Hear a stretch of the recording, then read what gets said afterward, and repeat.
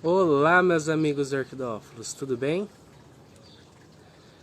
Então, pessoal, entrando aqui ao vivo para a nossa live sobre nutrição das orquídeas na natureza. Esperar o pessoal chegar aí para a gente estar começando a falar sobre o tema. Boa tarde, Pablo, Débora, Felipe. Quem quiser ajudar compartilhando, é só clicar nesse aviãozinho que tem logo aqui abaixo na telinha, que vai mostrar listas dos seus amigos aí. Vocês podem estar compartilhando para ajudar na divulgação. Então, esperar mais um pouquinho o pessoal chegar. E o tema da live de hoje vai ser sobre nutrição das orquídeas na natureza, ok? Com o Dr. Marcos Locatelli. Vai ser uma live bem legal. O Marcos já entrou, Jaqueline, Mariana. E vai ter várias informações bem importantes. A gente vai entender um pouquinho como que funciona a simbiose da orquídea na natureza. Então, boa tarde aí, pessoal. Obrigado, Pablo. Então, vou estar chamando aqui o Marcos.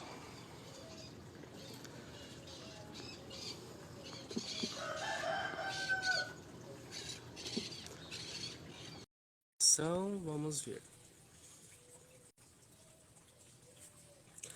Boa tarde, Danilo, Adriana. Boa tarde, Marcos. Opa, boa tarde, tudo bem, pessoal? Boa tarde, Douglas. Boa tarde, Valeu pela. seja muito bem-vindo à nossa live. Muito obrigado. Deixa eu ajeitar aqui. Bom, obrigado, Douglas, pela live, pelo espaço. E vamos falar Eu de agradeço orquídeas, pelo convite. sempre legal, né? Aham. Então, o espaço agora é seu. Pode começar sobre o tema.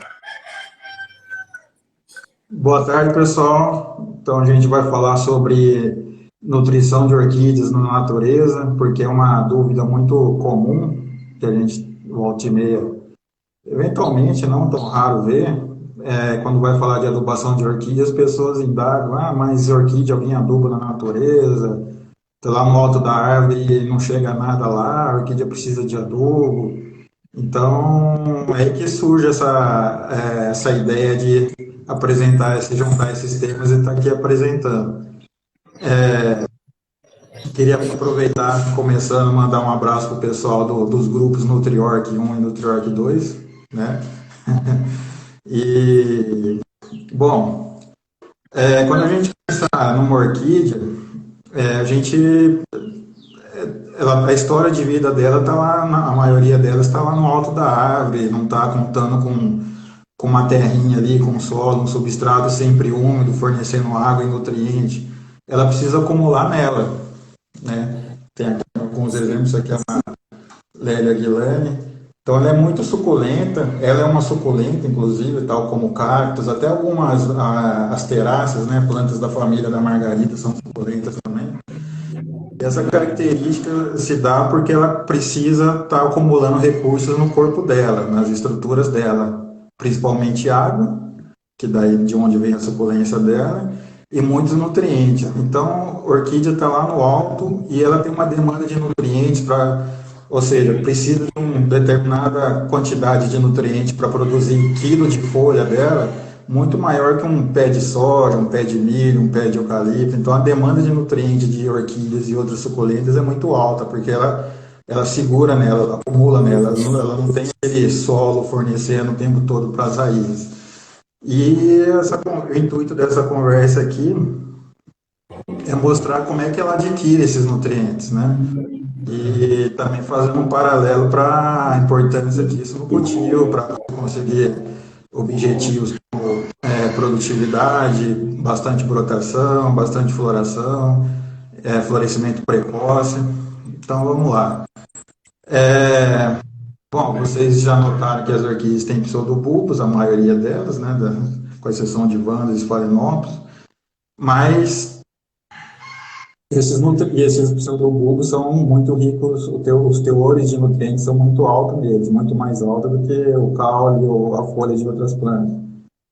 E elas têm aquelas raízes branquinhas que funcionam como uma esponja. Aparece a função para você do uso puxar foto? Aqui acho que não aparece, Tem não. aqui. Não, não aparece aqui. Mas deixa eu ver se eu tenho algum exemplo aqui para mostrar para vocês.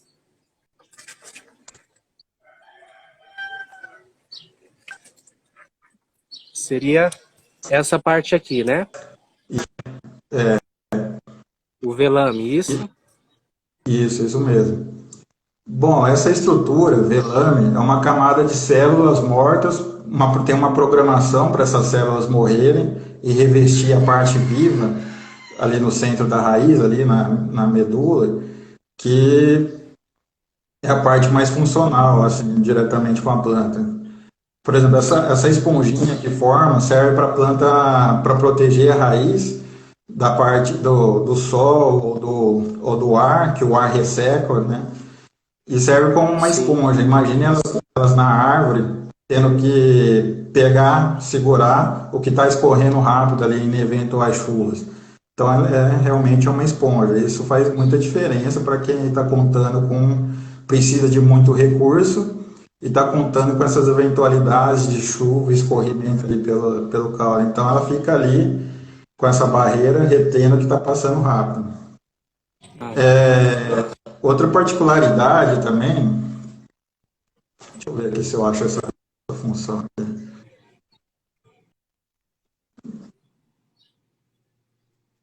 Não tem, a gente tinha separado umas fotos aqui, mas acho que acho que não vai dar, né, Lucas?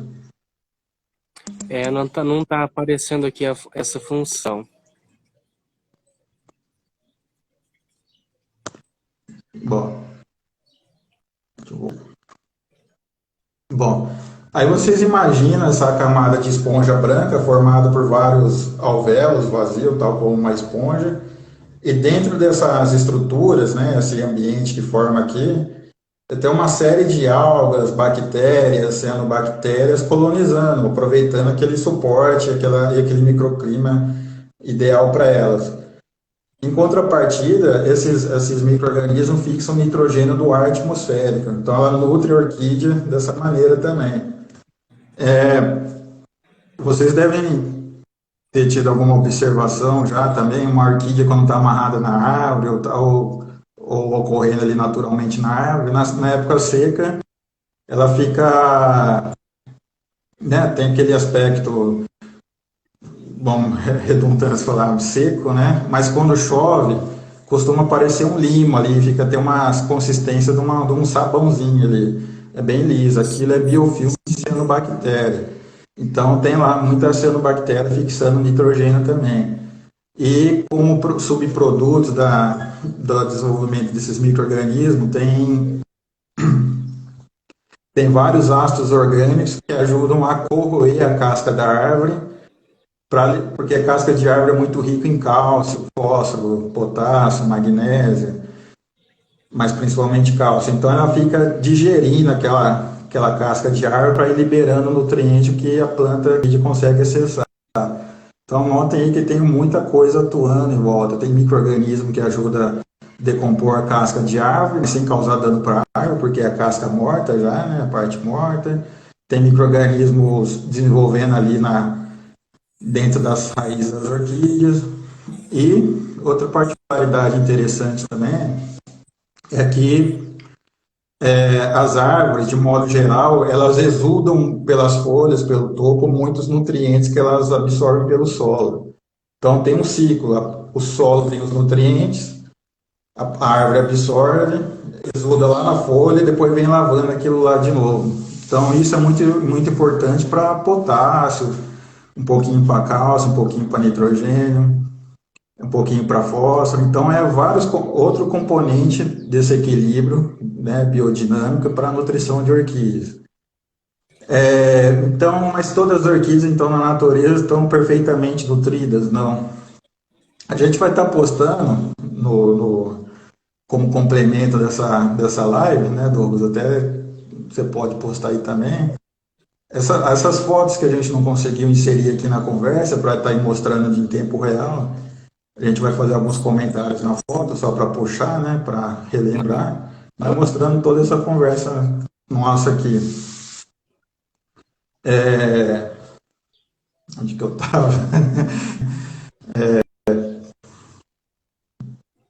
Desculpa. Tá, a questão do ciclo e toda orquídea bem nutrida na natureza? Não. Tem muitos exemplos disso que a gente separou e o tempo todo vê quando eu tenho a possibilidade de visitar um habitat, é que às vezes faltou nutriente, faltou e água também para a orquídea ter um pseudobulbo além do que vinha. É muito comum também elas virem num certo tamanho de brotação, ter um pico de brotação mesmo no habitat, mas de repente começar a definhar de novo. Isso é extremamente dinâmico em função da aquisição de nutrientes que elas conseguem naquela ocasião, uma situação mais chuvosa, chuva na época certa, que é onde ela estava mais crescendo e precisou absorver, então às vezes falta, às vezes vem cheia. Então é muito dinâmico esse equilíbrio de orquídea na natureza, oscila muito entre o que está favorável e o que não está, então elas respondem com o tamanho de brotação. E tem uma particularidade, vai estar na foto ali mais para frente também, a deficiência de cálcio está muito associada com podridão de brotos. Isso tanto em cultivo quanto no habitat.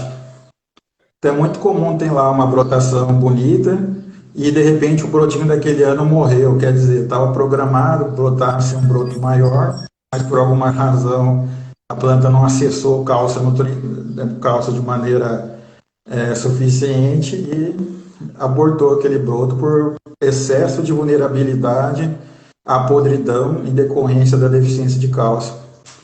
Então e cálcio não é, assim como os outros nutrientes, muitos outros nutrientes, ele não é mandado da parte velha para a parte nova da planta. Se a planta precisar de fósforo, potássio, precisando brotar, mas está faltando chegar nas raízes dela, ela sacrifica a folha velha e manda os recursos para frente. Lógico que não 100%, essa eficiência não é tão alta, mas cálcio não consegue fazer isso, então antes do broto crescer, já gritou pela deficiência de cálcio, já sofreu com isso, então já demonstrou, é uma coisa bem aguda.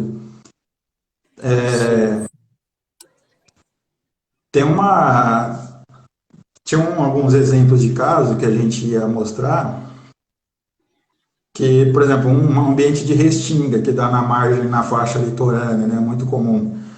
Aquele ambiente de areia com algumas ilhas de vegetação esparsas. O modelo dessas ilhas basicamente uma vegetação arbustiva ou rasteira, e de repente sempre tem uma planta maior, um arbusto maior, uma arvorezinha no meio dessas ilhas depois que esse ambiente é condicionado, é melhorado para essas arvorezinhas quando seguir chegando. E nessas ilhas tem muito epidêndio em volta, no chão, entre as folhas, e pela região tem muito Cattleya gutata, por exemplo, tem Cattleya intermédia em algumas regiões. E tinha fotos aí de vários exemplos de plantas velhas que ainda não floresceram. Por que velhas? Tinham vários pseudobulbos numa sequência só. Então 10 pseudobulbos às vezes, mas tudo do mesmo tamanho. Folhas muito amarelas, pseudobulbos traseiros sem folha, porque a planta está precisando mandar para frente o que tem na folha velha. Então elas nunca conseguiram florir. 10, 12, 15 anos de planta nunca conseguiram florir. Aí eventualmente um galho desse cai no chão, a gente olha, daí tem aquelas Cattleyas gutatas de mais de 1 metro normalmente. Então de novo, é muito dinâmica essa questão. A planta teve uma sorte de cair do galho, se fixar no chão, aí onde acumula detritos vegetais, então as raízes entremeiam aquilo e com a decomposição daquele material vegetal ele vai liberando, elas dão um saldo de crescimento. Esse tipo de cenário a gente gente vê na natureza o tempo todo e vê em cultivo o tempo todo também. Se a planta está gritando alguma coisa ou outra nutricional, ela vai responder na próxima brotação. E é o que eu falo na Então, o questão do ideal nosso. seria a produção nova surgir maior do que a anterior, certo? Isso, até certo limite da espécie, certo? Aham. Porque daí também não consegue subir mais. Mas o ideal é pelo menos Sim, se manter. Quando abaixa, é porque alguma raiz está morrendo, a adubação não foi tão boa, certo? sim, sim. Então, tem que ficar de olho nesse dinamismo. E é o que a gente vem falando desde quando a gente lançou o Nutriorg, fertilizante, por orquídea, que é a primeira, que o efeito a gente já vê na primeira brotação, porque justamente dentro dessa ideia de muita dinâmica, né, ser muito dinâmica a resposta, se está bom, a gente vem notando brotos aumentando, evidentemente as plantas têm que terem raiz, têm que estar em substratos bons, né? Então, boa parte da brincadeira de cultivar orquídeas é olho, né? Olho no habitat para a gente aprendendo, olho no cultivo no dia a dia. Também vai ter algumas fotos aí que a gente vai pôr depois de ambientes rupícolas. Ambientes rupícolas são extremamente pobres, né? Essas orquídeas aqui, por exemplo, essa aqui é uma velha Miller, Hofmann Segera Miller, ou Cattleya Miller, uma espécie ameaçada de extinção, da que ela veio crescendo com o tempo. É uma desses grupos que dão nas rochas, um grupo bastante importante aqui em Minas Gerais. Ocorre também em outras regiões do país, como outros estados, como Bahia, Rio de Janeiro, Espírito Santo. Uhum. Essa é uma Elas, discussão aqui que muita gente não sabe que é uma orquídea rupícola, né? Orquídeas rupícolas são aquelas que se desenvolvem sobre fendas em rochas, né? melhor desenvolvem fendas de rocha. Eventualmente ela está naquela laje. Ô Bruno, obrigado aí. Ela está naquela laje inteiriça, aí a gente vê também que ela está subdesenvolvida ali, pequenininha, tarracada, não consegue nem florescer. Eventualmente 10 centímetros ali para frente tem uma fresta, aí a planta já deu um salto, já cumpre seu ciclo normalmente, que é inclusive florescimento, manutenção de capa e tudo E mais. esse fato é porque acumula os resíduos na fenda, né? Para nutrir a planta. Isso, um pouquinho de substrato ali, resíduos, até uma areiazinha, qualquer coisa que já dá uma condição um pouco mais confortável em relação ali na rocha inteira exposta, né? Então, a gente Sim. nota muito esse mecanismo, assim. Então, as fotos que a gente tinha que mostrar era isso, a planta nas umas fendas maiores, muito a torceira toda folhada, né, alta permanência de folhas velhas, ou seja, a planta não está ciclando muito da folha velha para mandar para nova, porque ela está conseguindo adquirir para brotar, certo? Aqui, como ela germina na rocha, o Pedro perguntou. Tem a rocha, né, geralmente a altitude, uma situação de clima um pouco mais frio, onde a matéria orgânica demora um pouco mais para se decompor, e também porque tem menos água, então a atividade microbiana é um pouco menor ali, na média. E fungo-micorriza, quando não está nas horas vagas, vamos dizer assim, quando ele não está junto com a orquídea, ele se alimenta de decomposição de matéria orgânica. Então, quando tem aquela matéria orgânica, mínima que seja, aí tem aquele fungo compatente daquela orquídea ali, aí ocorre a relação micorrízica, a relação micorriza através de planta e fungo micorrízico, certo? Então é o mesmo princípio, só que por ser muito austero, né, o ambiente assim rupícola, ao contrário do que a gente vê numa mata em beira de rio, que vê orquídeas em vários estágios, germinando, germinou ano passado, germinou ano retrasado, e ambiente rupícola é muito difícil ver plantinha nova. Ou seja, a resiliência, que é a capacidade de responder a distúrbios como fogo e coleta, e não é muito baixa a população se voltar ali, né, se recuperar ali, porque é muito difícil germinar semente de orquídea lá. Então é Sim. uma luta, né? E é interessante que esse grupo de plantas aqui, elas compensam tendo uma alta variabilidade de semente. As sementes desses cruzamentos que a gente faz com elas, geralmente são muito pesadinhas, muito viáveis, muito férteis, que é pra, elas investem muito em semente, conseguir sobreviver ali mesmo, conseguir ter uma chance mínima, né, de colonizar.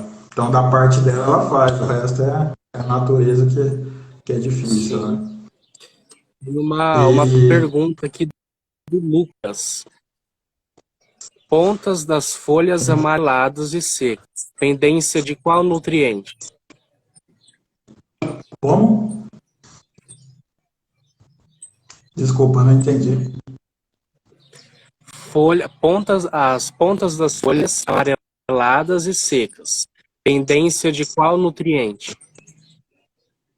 Ó, se for folhas velhas, pontinha seca, geralmente é potássio. Acontece muito com oncídio. Somente esses oncídios do grupo Shine Baby e companhia, né? Inclusive aquelas pintinhas pretas que costuma dar nas folhas velhas é deficiência de potássio também. Então, esse nutriente móvel a gente nota na folha. Nutriente imóvel que a planta não manda da parte velha para frente, a gente vai notar, igual eu citei o exemplo do cálcio, nos brotos ali na frente. Numa situação extrema de deficiência de ferro, o brotinho vai estar amarelado também, as folhinhas vão estar amareladas. Hum, Então, às vezes a deficiência de cálcio aparece lá no fruto na frente, que é uma podridão de base no fruto da orquídea, sabe? Então, faltou um cálcio, faltou um pouco mais de cálcio. O broto não apodreceu, mas apodreceu o broto, o fruto, que é o último lugar que o cálcio vai chegar. Então, faltou para chegar ali. Então, é muito, de novo, o dinamismo da parte do quesito nutricional de orquídea, né? E é por aí.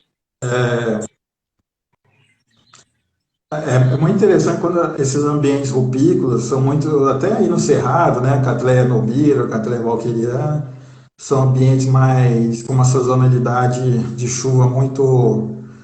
O som tá horrível. acho que vai ser o Tá, seu sinal aí, parece. é,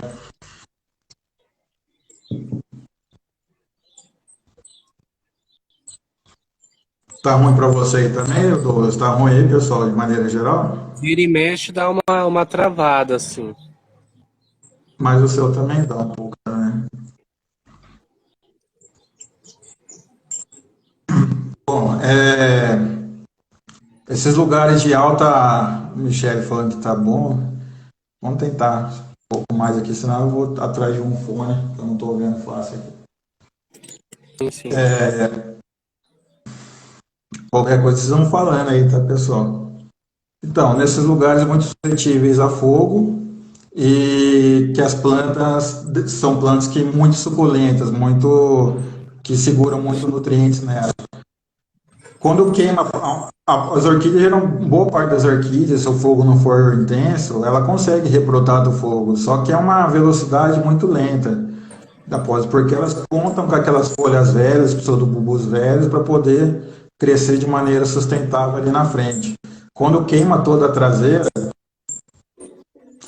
queima toda a traseira da orquídea na ocasião da queimada no ano, o broto, por ela não ter muita aporte de nutriente, ou seja, a adubação natural ali está baixa, e não ter a reserva da parte traseira, que já virou cinza, virou carvão, vai ser uma luta muito demorada ali para conseguir brotar, vai ser pequenininho, pequeno, pequeno, pequeno. Aí por isso que é a questão da importância de preservar esses ambientes do fogo, porque senão ela demorou para chegar a um certo nível de novo, aí queima de novo, aí vai ser mais atrás, às vezes até não recupera, é fogo em cima de fogo, sabe? Então, também é uma outra questão no sentido nutricional e paulatina a extinção da orquídea naquela localidade, porque sem a reserva de nutrientes do passado que queimou, elas não, a recuperação dela é lenta. Então tem difícil de germinar e é difícil de brotar sem ter a reserva do passado ali na tostura. Então, duas Sim. dificuldades aí.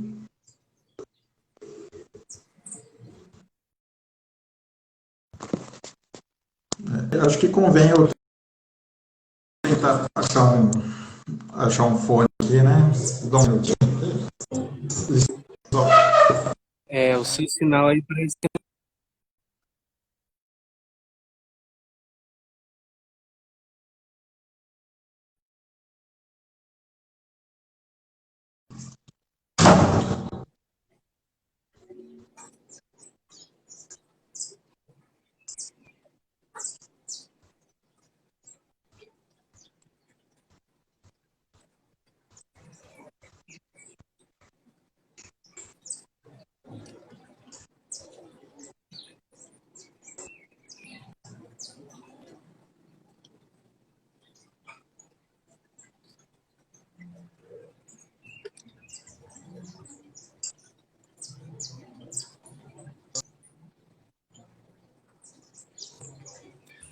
Bom, pessoal, estamos tendo um pouco de problema aqui com a conexão do Marcos.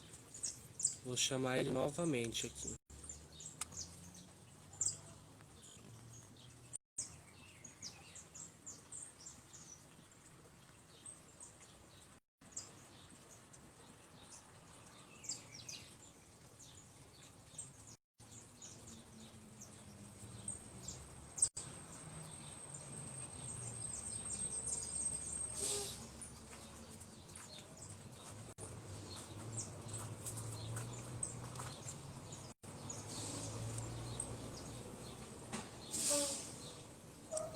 Enviei solicitação novamente para o Marcos.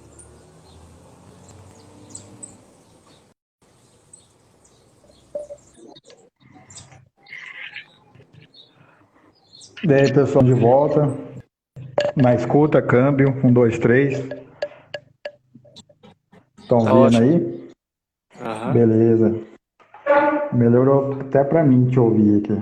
Então, desculpem aí o contratempo, pessoal. Voltamos. Então, é muito interessante esses exercícios de observação de orquídea na natureza, no cultivo. A gente só pode, depois que a gente adquire uma certa bagagem, não pode falar muito quando visita orquidária, né? Porque essa questão aqui é muito dinâmico, né? Oscila muito. Então, opa, o broto saiu menor, então quer dizer, deu uma comprometida ali no cultivo. Vamos rastrear para ver qual que é o problema. E é assim, brincadeira de cultivar Sim. orquídeas, isso aí. Um dos grandes problemas no cultivo é a adubação, né? A adubação incorreta, certo? Certo. Duas coisas juntas, né? Substratos bons para terem raízes saudáveis e aproveitar o adubo que chega nela, e uma Sim. adubação desequilibrada, né? Que às vezes a planta tem muito de quase todos os nutrientes, mas se faltar isso aqui de zinco, ela está travada ainda. Ela vai sentir a diferença quando cair aquilo, vai responder em salto de crescimento.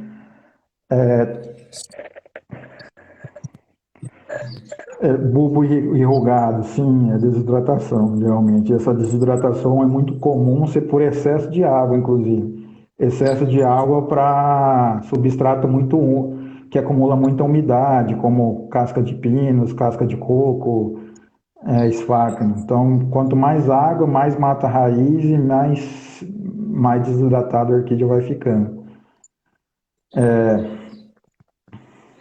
Então, questão de adubação, tem muita coisa envolvida, né? O pH, por exemplo, a gente fez um Nutriorg justamente observando muito disso aí. Quando a gente tem uma oscilação de 1 ponto no pH, tanto para mais ou para menos, a faixa ideal para todas as plantas absorverem nutrientes é levemente ácido, ali entre 5 a 6,5, alguns são até melhor absorvidos e pH abaixo disso, mas a gente trabalha com faixa para chegar num ponto de equilíbrio onde vai estar melhor para todos os nutrientes, da melhor maneira possível, concomitantemente, certo? Então não tem como a gente tá perfeito para fósforo e tá perfeito para cálcio ao mesmo tempo. Não, a gente tem que trabalhar com uma faixa para poder atender tudo bem. Aí uma das preocupações do NutriOrg foi reduzir a faixa de pH, de acidez, porque cada ponto que oscila no pH, alguns nutrientes são mais ou menos disponíveis na ordem de 1000 vezes, outros 100 vezes, outros 10 vezes. Então, se tem aqueles nutrientes, aqueles adubos que não corrigem o pH, tá ali adubando com água 8, todos os nutrientes, com pH 8, água alcalina, todos os nutrientes ali vão estar meio que apagados para a planta reconhecer. Quando a gente usa uma água com pH mais ideal, ou então pelo menos o adubo que corrige essa acidez da água, esse pH, então é como se mostrasse de uma vez todos os nutrientes para ela. Ela consegue ver, consegue pegar, aí responde em crescimento. Então esse é um dos segredos no NutriOrg, não só a composição, como o jeito que os nutrientes se apresentam para a planta, sabe? Então é um sinergismo de coisa, um pacote mais complexo que a gente tentou colocar no pote e tá espalhando por aí. Além de ele ser um fertilizante completo, ele regula o pH da água, né? Isso. E porque Assim, regulando o pH, a planta absorve e melhora os elementos, né? isso é para todos os adubos. Todos os adubos são melhores absorver dessa maneira. O que acontece é que para a orquídea só o NutriOrg tem essa situação de corrigir o pH. Então por isso que tem essa diferença de fazer dar um resultado muito rápido, porque ele mostra para a orquídea ali na hora, né? Sim, sim. Explica um pouquinho sobre o NutriOrg, É. quais os Bom, o NutriOrg, benefícios dele.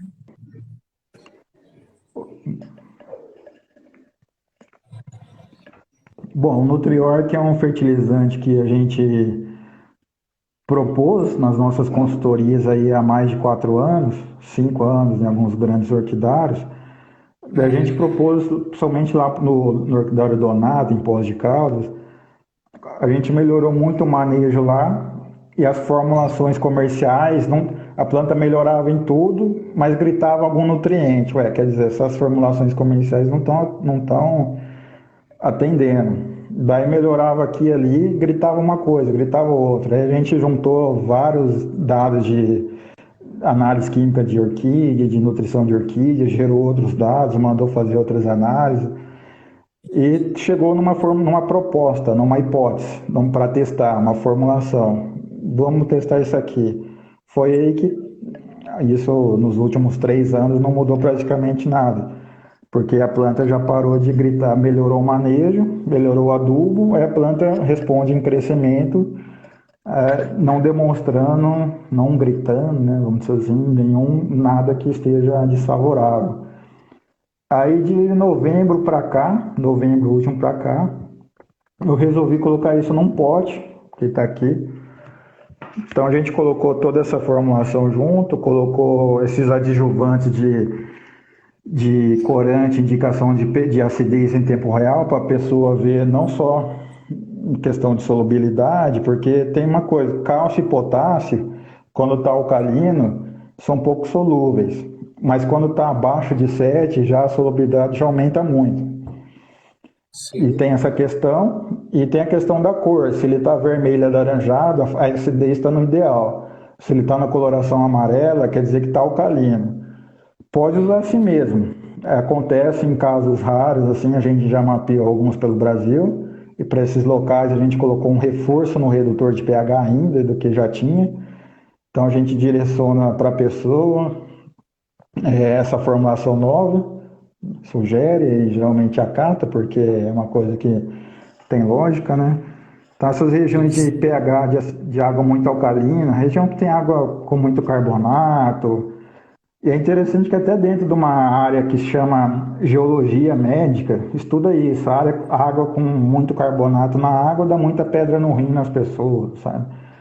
Então, Aqui é mesmo a muito... água é muito alcalina, né? Você teve que colocar esse reforço, né, É, para regulando aqui o nosso pH aqui. isso, Campo Grande também, norte de Isso. Minas. Uma das dificuldades que eu tive aqui no meu cultivo foi aquela que a gente falou anteriormente, né? A deficiência de alguns nutrientes. Então, os pseudobulbos nunca cresciam maior do que o anterior. Sempre assim, oscilava muito, né? E Aham. depois que comecei a usar o Nutriorg, como ele faz essa regulagem no pH da água, que faz absorver, a planta absorver melhor os nutrientes, melhorou o meu cultivo por conta disso. Então a planta começou a se desenvolver de forma correta. Sim, a gente acompanha sempre suas postagens aí, né? O orgulho que você está das suas plantas, né? Cada vez maiores. Eu fico muito Sim, satisfeito de estar observando isso, que é uma tem satisfação, né? uma pergunta da Helena. O Nutriorg também ajuda na floração? O que você me diz sobre isso? Sim, pergunta, conversa interessante essa aí, porque muito se falava no passado e a gente vê muitas fontes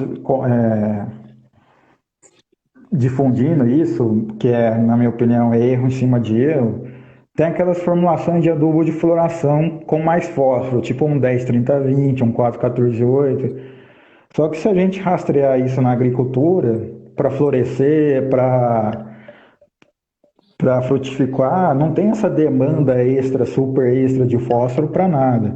Inclusive alguns estudos de orquídea com, né, em ambiente acadêmico, com várias repetições, vários tratamentos de dose de fósforo, notou-se que híbrido de Catleya, Phalaenopsis, etc., dá menos cacho e menos flores por cacho se você aumentar fósforo demais. Quer dizer, essa recomendação, essa recomendação usual vai na contramão do objetivo, que ela não só é inócua, como atrapalha, né? Vai na contramão do objetivo que se propõe. Então, um adubo rico de fósforo atrapalha a floração. E como a gente trabalha muito com questão de conhecer a demanda da orquídea, demanda nutricional, ter várias, for construindo esse banco de dados com o tempo, de análise química de planta, para chegar nessa formulação do Nutriorg, a gente notou que a demanda, a composição química da orquídea não muda de seedling até planta adulta no dia a dia, quando vai florir ou não. Então se mantém naquilo. Inclusive por isso que os seedlings principalmente dão um baita salto e chega a triplicar, quadruplicar o comprimento. Tem algumas fotos nas minhas mídias disso. Porque é uma demanda real, né? É uma adubação com uma fórmula para a planta, então a planta responde em crescimento, responde construindo o corpo, né? Sim, sim. Então, vai por aí. Nada de excesso de nitrogênio, igual para essa questão de ciclo, o pessoal era no mesmo pacote dos fósforos para florescer, era 30-10-10, muito nitrogênio, mas não, sem muito nitrogênio, se não tiver acompanhado de muito cálcio, muito potássio e muito zinco, e etc., magnésio, enxofre, não vai ter crescimento, né? Vai até Sim. queimar. E é uma das Ah, razões do Nutriorg. Até agora a gente não teve nenhum relato de Nutriorg causando queimadura. Mesmo em flor, que é uma coisa muito tenra, a gente fala, pode aplicar com flor, pode, mas pode mesmo, não vai queimar não. Daí tem gente que testa, né? Pega o Nutriorg, borrifa bem em cima da flor, não queimou. E aí posta nas mídias dela e tal. Por quê? Porque além do. O Nutriorg tem esses componentes de pH relacionados a ajustar pH, ajustar acidez, e também tem quelatizantes, né? Os nutrientes estão na forma de complexo lá. De maneira que, se eu estiver precisando daquele nutriente, os complexos se quebram por questão de equilíbrio químico, em ambiente pobre dissolve mais e libera os nutrientes para a planta. Se tiver muito concentrado, se não tiver precisando daquele nutriente, os quelatos, os complexos ficam ali estáveis, então ele não vai queimar, vai ficar ali só. Evidentemente, até certo limite, né? A gente não vai colocar o produto puro em cima da flor, da folha, que tem uma questão de Sim, sim. limite mesmo. Até a água derrete a planta se você ficar muito tempo ali, né? Aham. Então, é outra tecnologia que está no. Perguntou aqui, ó. Marcos, tem dados sobre precocidade de frução pelo uso de Nutriorg? Aqui tem me surpreendido. Tem sim. Tanto que para registrar, a gente precisa ter essa monografia, né, com observações, coleta de resultados. Então, por exemplo, no Orquidário Donato, que abriu espaço para a gente testar por mais tempo lá, a gente consegue seedlings de 80% do lote de Valkyriana Nobiler florindo pela primeira vez aos 2 anos, saída do frasco. Então a gente tem esses resultados, é precoce, porque atende a demanda da planta. Quem é mais antigo na orquidofilia aí deve se lembrar que nas revistinhas antigamente, eu tenho até todas aqui, se falava para florescer vão 7 anos, sabe? Né? Hoje em dia, como está mais competitivo, é um tiro no pé contar com 7 anos para a orquídea florescer, né? Então sim, está Temos associado a outra isso, sim. pergunta aqui da Silvia a respeito ao uso da água da chuva. A água da chuva é a melhor que tem para plantas de maneira geral. Se for uma água da chuva pura, né, se não for um ambiente poluído, ela vai ter um pH levemente ácido, em torno de 5,5, e ambiente muito poluído, ela vai ser muito mais ácida, geralmente, né, mas daí vai ter chumbo, coisa que tem combustíveis, né, fumaça de escapamento, etc. Aquelas muito enxofre, né, aquelas chuvas que degradam, que dissolvem até pedra, né? De maneira rápida. Sim. Então, a água da chuva, de modo geral, é melhor que se usar. Se a pessoa tiver condição de armazenar, coletar e armazenar essa chuva para ir usando, é o ideal.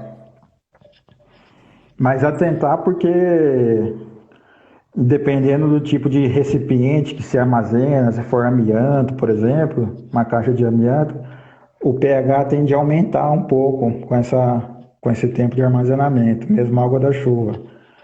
É um dos tipos Aham. de coisa que a gente foi aprendendo, tendo respostas dos nossos clientes, né, dos usuários do NutriOrg. Que é muito dinâmico também, não só questão de orquídea e água também. Sim. E aí libera para pergunta, o que você acha do... Deixa eu mostrar aqui, acho que eu tenho algum exemplo aqui de algum síndrome, desenvolvimento de síndrome com o Nutriorg.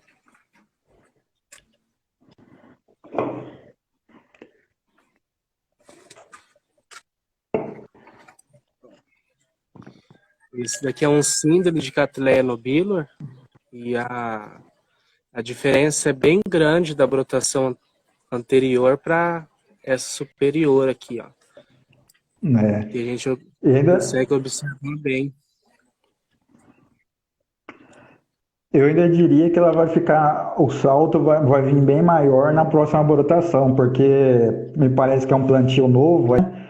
Ela começou a ter raiz agora Aham. vai ter, com bastante raiz, vai ter mais resposta ainda ao adubo, aí o salto vai ser bem maior do que esse que deu aí. Aqui tem outro síndrome também, ó. Essa brotação aqui foi depois do Nutriorg.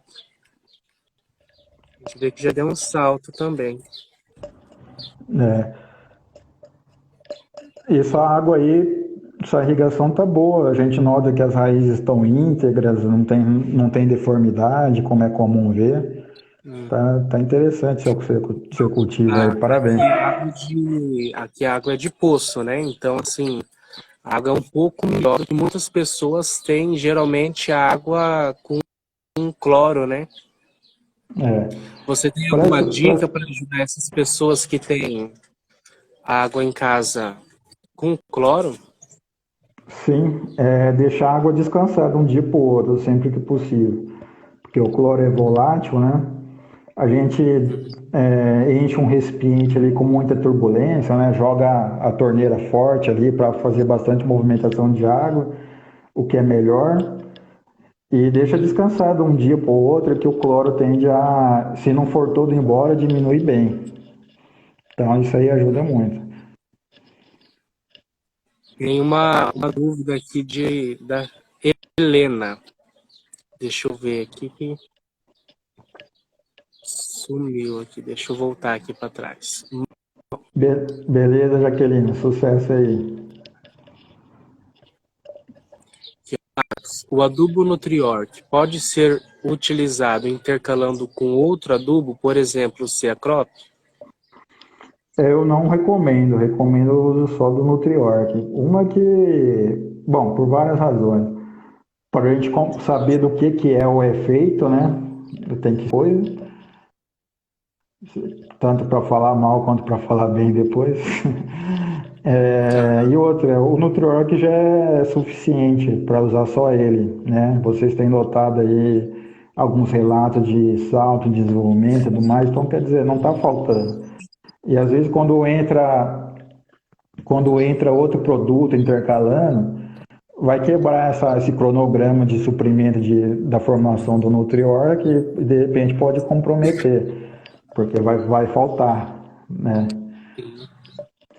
Então, aqui eu estou utilizando o Nutriorg aqui há 6 meses já, mais ou menos, né? Eu só estou utilizando ele, já está sendo já o suficiente já para manter o padrão aqui, o desenvolvimento das minhas plantas aqui. Uma das preocupações nossas foi simplificar mesmo, né? Relação custo-benefício, em vista de outros preços que a gente vê por aí, ele é se não for, é uma das melhores relações, né? E simplifica, porque já corrige o pH, já tem corante indicador, já é um só produto pelo tempo todo, qualquer ciclo da orquídea de seedling, como a gente diz, de uma mana caducana, né? Na verdade a orquídea é perene, mas dá para usar no tempo, dá para usar continuamente. O importante é manter a frequência para, se, por exemplo, muitas pessoas perguntam, eu adubei hoje e choveu em 2 horas, não tem problema, mantenha a frequência que uma corrige a outra. Eu posso molhar normal no outro dia? Pode sim também. É só manter a frequência, manter o cronograma de irrigação fixo. E perguntaram a questão do cálcio. O Nutriorg tem bastante cálcio, é suficiente usando só ele também. E foi até uma necessidade, né, da gente colocar corretor de pH, porque ele tem tanto cálcio que não diluiria, não dissolveria se a gente não ajustasse o pH. Então essas coisas estão amarradas. Aham. Pessoal, caso alguém tenha dúvida, tem esse elemento aqui, ó, abaixo da telinha com ponto de interrogação. Vocês podem estar enviando a dúvida aqui pra gente, tá?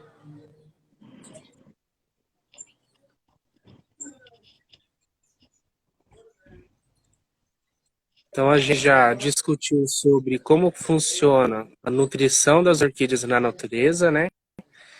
Muitas pessoas têm esse tipo de dúvida, né? Então, assim, para finalizar esse tema, a orquídea, ela é adubada na natureza, Bastante. né, Marcos?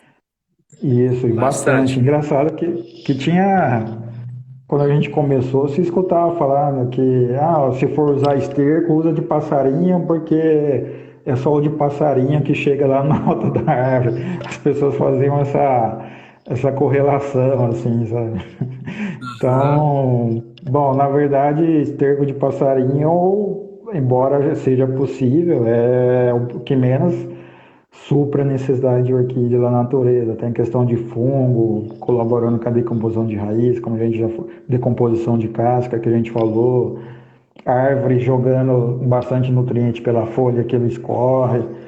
Tem bactéria fixando nitrogênio ali debaixo da raiz, por dentro da raiz. Pergunta interessante, o Cláudio, aí, qual a relação de boa nutrição da planta com resistência a fungos? Bom, a gente comentou a questão de deficiência de cálcio, que inclusive na natureza, quanto em cultivo, os brotinhos não passam, apodrecem antes de um nível mais adiante de desenvolvimento, já para logo ali. Não é a falta de cálcio que faz aquele apodrecimento. A falta de cálcio dá aquela vulnerabilidade para um fungo que não atacaria se não fosse essa situação. É o fungo que degrada o cálcio, que degrada a planta fraca por cálcio. Cálcio é como se fosse o cimento que une uma célula da outra, né? Entra ali numa substância que chama pectato de cálcio, que é o cimento de uma célula para outra. Potássio, uma planta com um nível melhor de potássio tem um equilíbrio hídrico melhor, ela fica mais túrgida, fica com as paredes celulares também mais duras, então ali confere uma resistência maior à penetração de boca de inseto, por exemplo, então a estruturas de germinação do fungo. Tem algumas pragas, como ferrugem. Toda ferrugem só entra pelo estômago da folha. Se a planta não tem bastante potássio, bastante não, adequadamente potássio, e um controle de estômago bom, um depende do outro, então aquilo aumenta a vulnerabilidade, pode aumentar também a vulnerabilidade para infecção de ferrugem. Tem alguns relatos disso em café. Questão do fósforo. Vocês imaginem as células vegetais. Essas células vegetais tem em volta dela uma membrana formada por fosfolipídio, entre o fósforo aí. Quando não tem fósforo da maneira adequada, essa membrana muitas vezes não é tão íntegra como deveria ser. Então também é uma chance de vulnerabilidade aí também.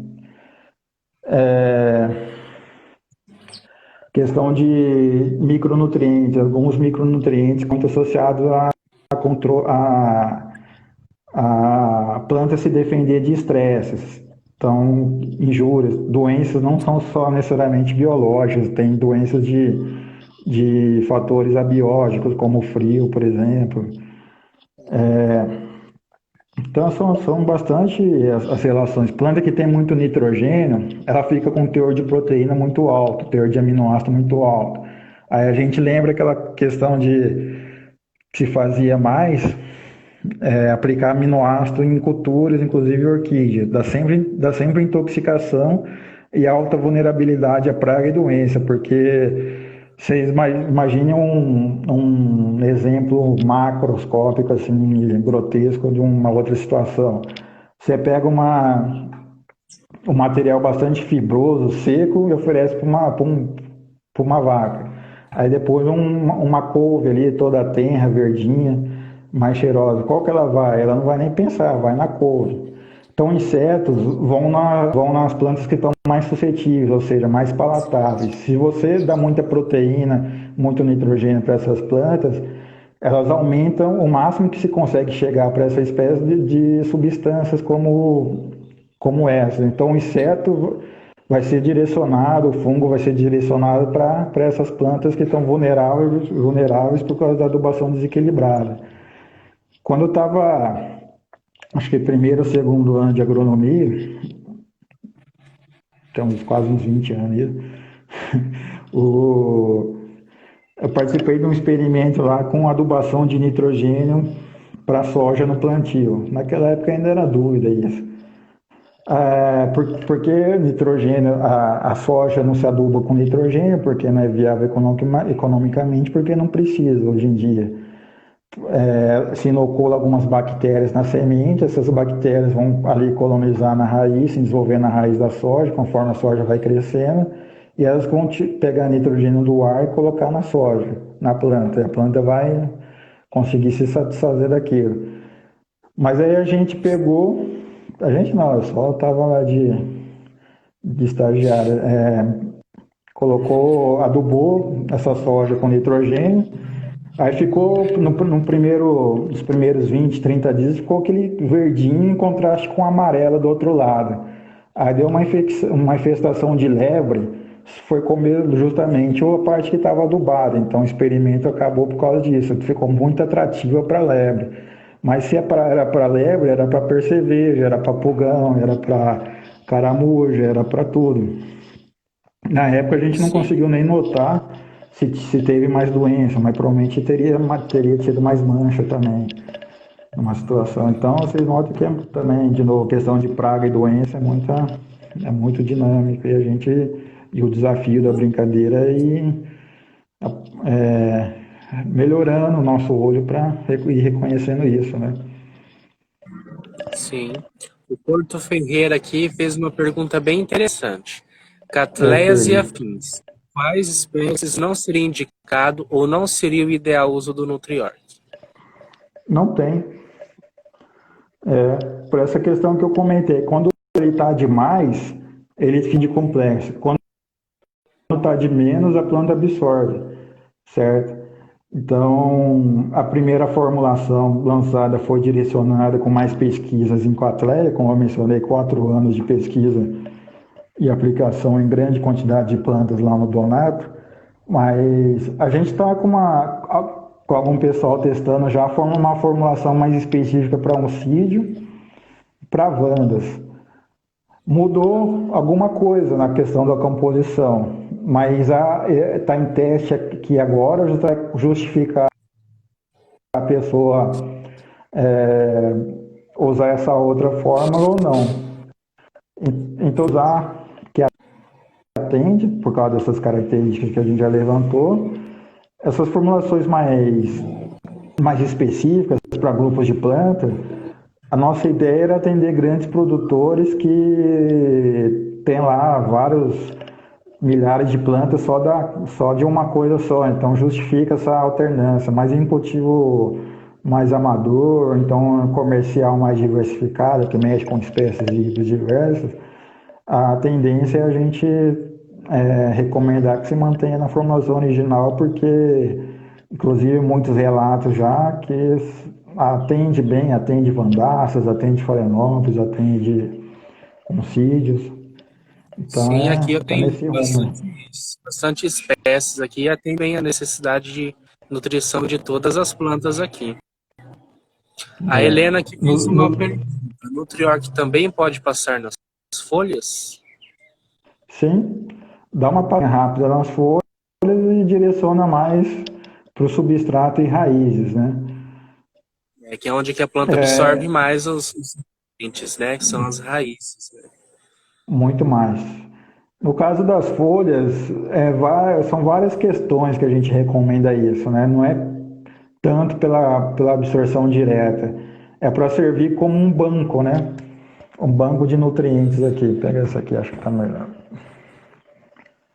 Se a gente joga nas folhas, no que seca fica aquela camadinha aqui. Nas próximas regas vai soltando e vai lavando para as raízes. Além disso, essas substâncias que o Nutriorg tem, sempre o potencial de absorver pelas folhas é muito baixo mesmo. Mas essas substâncias que o Nutriorg tem ajuda a melhorar isso, para trabalhar dentro dessa possibilidade, que lembrando, ainda é baixa. Mas ele ajuda até onde cabe ajudar nesse sentido. Ali tende a aumentar a absorção pela folha, mas não ao ponto de suprir o que seria absorvido pelas raízes. Então a gente tem só um bônus nessa questão. E a frequência que a gente passar o Nutriorg nas orquídeas? Muitas pessoas têm dúvida. O que você recomenda para gente? Molhar bem antes, molhar como se fosse uma rega normal e depois vir pulverizando, ou então pode ser até irrigação automática. O que a gente recomenda no caso de adubação automática? Por exemplo, para funcionar seu orquidário aí na rega consome 200 litros, não precisa preparar 200 litros de solução com Nutriorg, embora eu prefira porque daí eu venda mais produtos, né? pode jogar 150 litros de água, aqueles últimos 50 litros você prepara com a dose recomendada de Nutriorg, que é 3 gramas por litro. Só para finalizar, sabe? Então você tem uma eficiência maior nesse sentido. É importante molhar O tempo aqui já está para acabando. abrir